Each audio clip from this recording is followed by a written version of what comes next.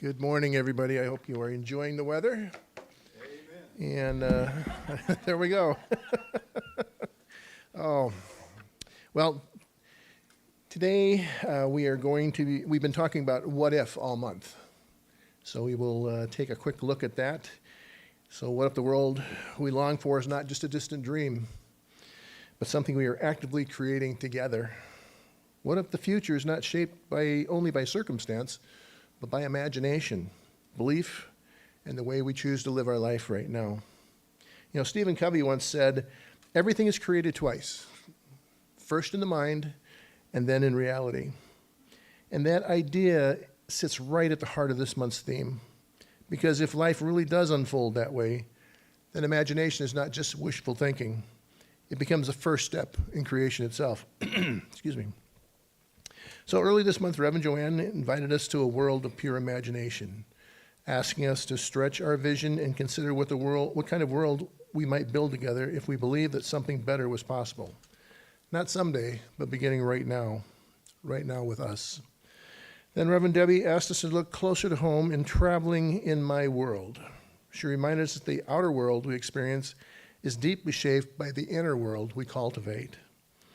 The thoughts we nurture, the expectations we carry, and the way we choose to see ourselves and others influences the climate of our lives. And Reverend Joanne invited us to consider what we will see, exploring how belief and expectancy work together to shape our experience. We begin expecting good, even when the circumstances don't immediately reflect it. We start opening the door for life to surprise us. And then last week, Reverend Debbie challenged us in Let's Do It, reminding us that imagination alone isn't enough. At some point, we must become action. The world reshapes itself when we begin living the values we say we believe.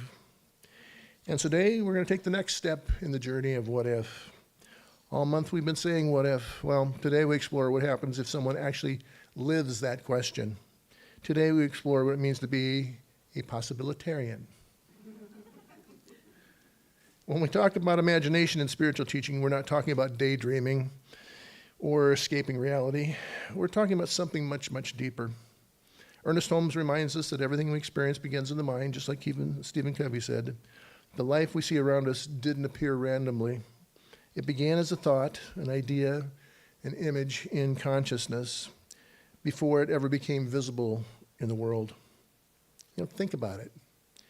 Every building, every intention, every moment for justice or compassion began as an idea someone dared to imagine before anyone else could do it. Imagination is not fantasy. It is the first stage of creation.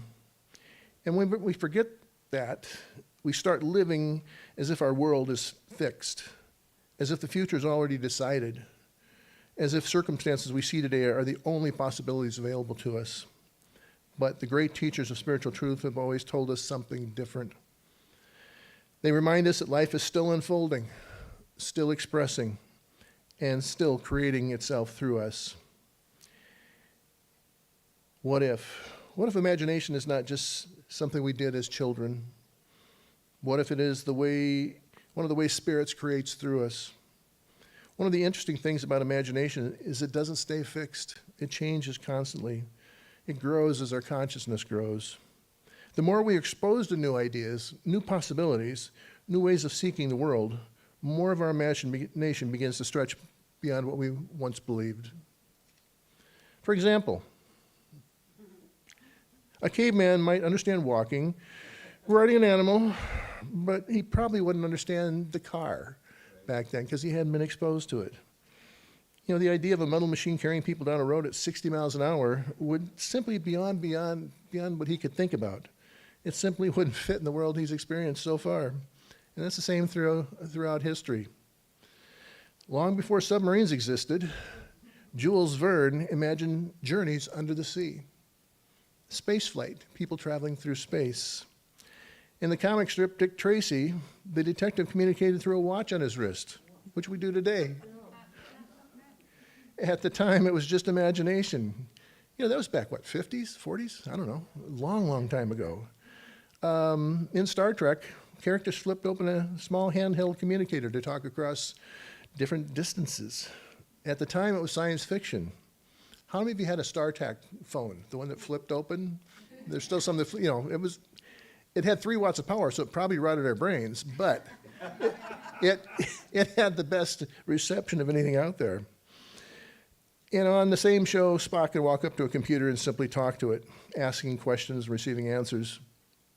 So today, we can talk to Alexa, we can talk to Siri, we can talk to Google, we can have it open our doors, we can have it turn on the music we want to hear.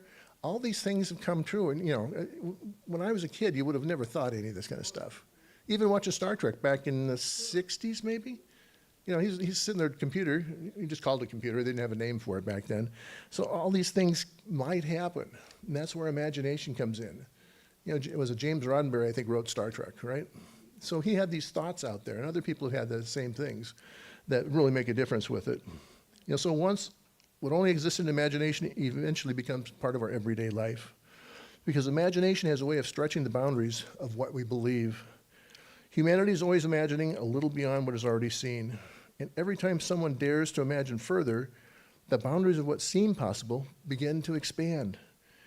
And that brings us back to something important spiritually. Our imagination is not fixed. It grows as our consciousness grows. And the more we expose ourselves to new possibilities, the more imagination expands, and the more life becomes possible. And when imagination begins to open like that, something else begins to happen. We begin to see the world differently. We begin to see possibilities where we once saw limitations. And that is exactly where the Possibilitarian begins to emerge. I had to practice that word a lot before I could pronounce it correctly. Slide. And because the pattern's always the same, possibility begins in the imagination, grows through belief, and becomes real through us. So if imagination is where possibility begins, the next question becomes, who is actually living that way? Who looks at the world as it is and still sees what it could become? That kind of person might have a name, and that name is Possibilitarian. Not vegetarian, but Possibilitarian. Now, you won't find that word in the dictionaries. It's one of those words that shows up when people believe that reality might be bigger than the limits they've accepted, but maybe we should put it into the dictionary. It's someone who sees possibilities even when around them seems to say completely the opposite. They see circumstances as other people see them, but they're not ignoring reality. They also understand that the present moment is not necessarily the final vision of what they will become. They look at situations and ask different questions. Instead of only asking, why is this happening, they also ask, what else might be possible here? And that's a really big piece to take a look at. Possibilitarians understand something important spiritually. They understand that circumstances don't have the final word. Consciousness does. When imagination opens and begins to grow, something new can begin to take shape in the world. And this is where the teaching of the oneness becomes so, so important. Because when we begin to understand that we are all all expressions of one life, one spirit moving through many forms, something begins to shift in how we see the world.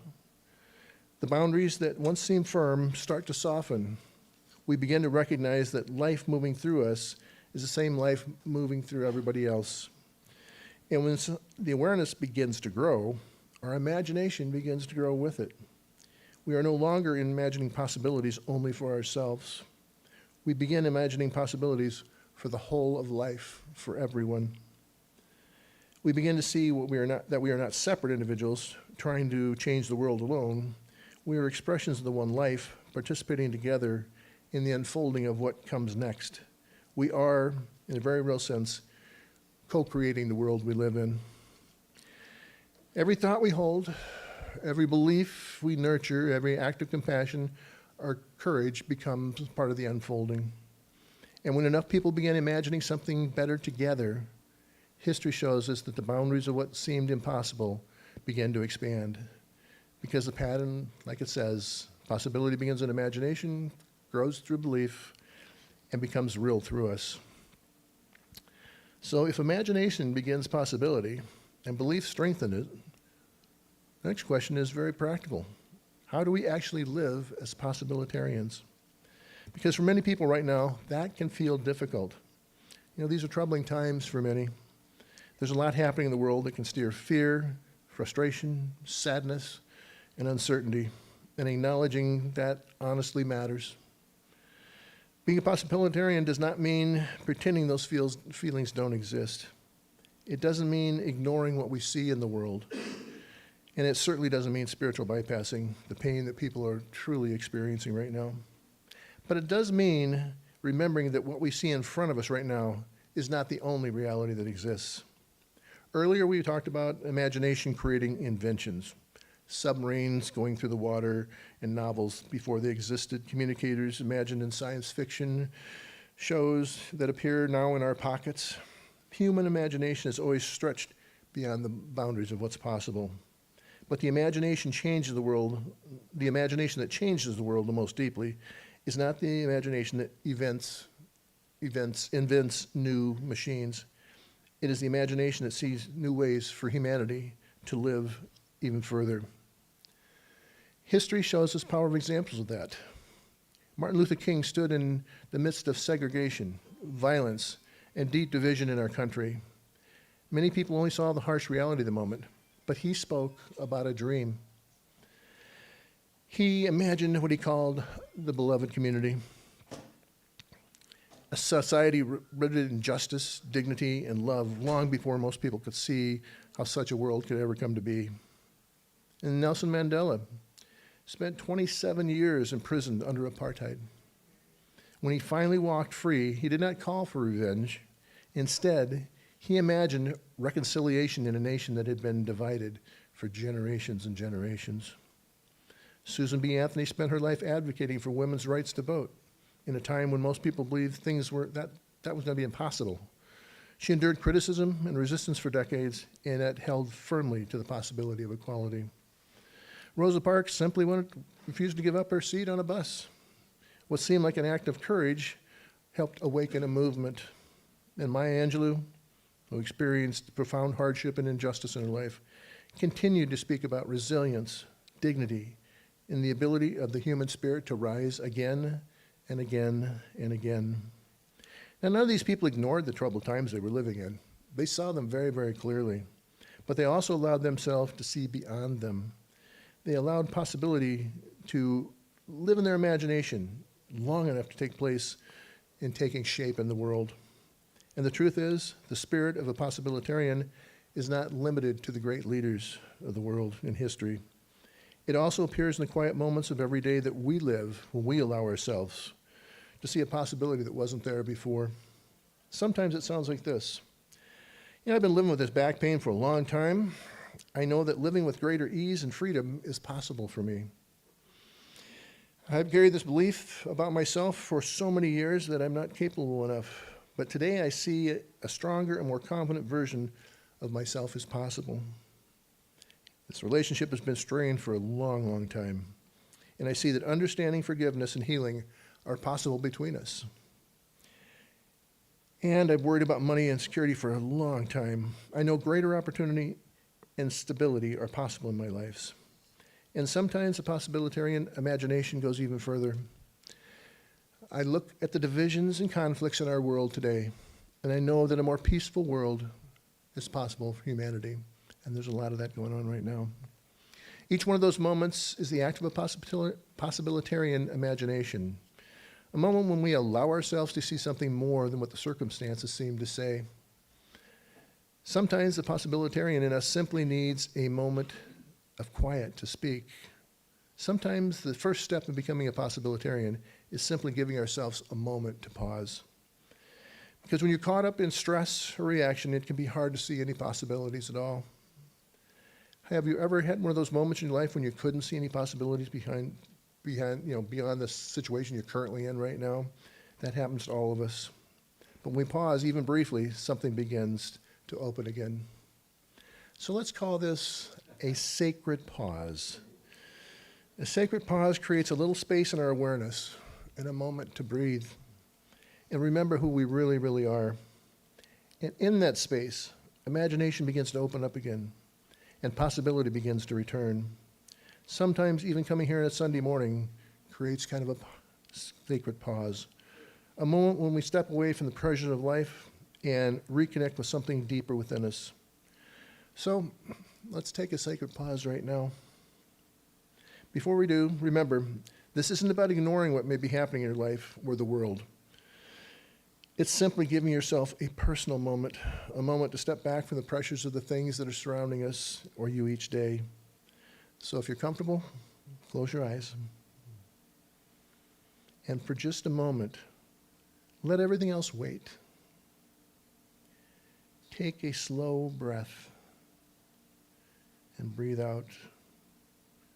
And take another slow breath. Notice the breath moving through you. And as you breathe, simply become aware of the life moving through you right now. That same life is breathing you. It's also breathing every other person in this room. And just rest in that awareness for just a moment.